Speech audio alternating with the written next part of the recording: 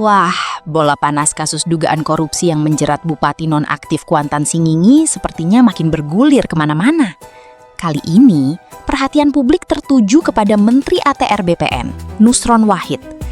Pasalnya, Komisi Pemberantasan Korupsi membuka peluang untuk memeriksa Nusron apabila keterangannya dibutuhkan dalam proses penyidikan. Nah, kalimat apabila dibutuhkan ini langsung bikin publik bertanya-tanya. Artinya apa? Apakah penyidik melihat adanya benang merah yang perlu didalami?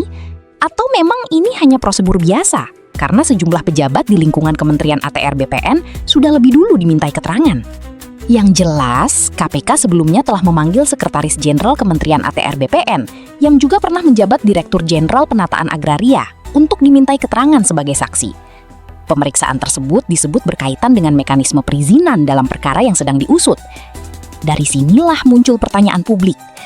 Kalau anak buahnya sudah dimintai keterangan, apakah giliran pimpinannya juga akan dipanggil?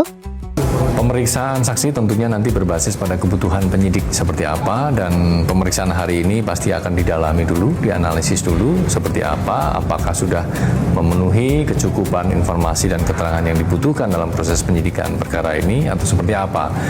Tentunya terbuka kemungkinan penyidik untuk melakukan pemanggilan kepada saksi-saksi lain jika memang dibutuhkan untuk melengkapi keterangan dari saksi hari ini, ya, karena pada prinsipnya keterangan dari setiap saksi adalah membantu penyidik untuk mengungkap perkara ini. Memang sampai hari ini belum ada kepastian bahwa Nusron Wahid akan diperiksa.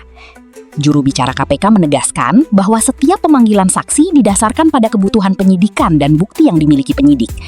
Jadi, semuanya masih bergantung pada perkembangan proses hukum. Namun, masyarakat tentu berharap penyidikan dilakukan tanpa pandang bulu.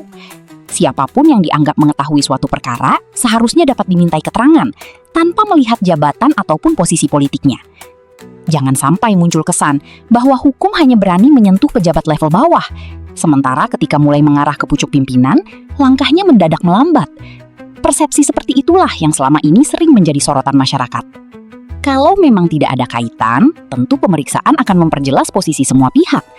Sebaliknya, jika penyidik menilai ada informasi penting yang hanya diketahui oleh pejabat tertentu, publik berharap proses itu dilakukan secara terbuka dan profesional.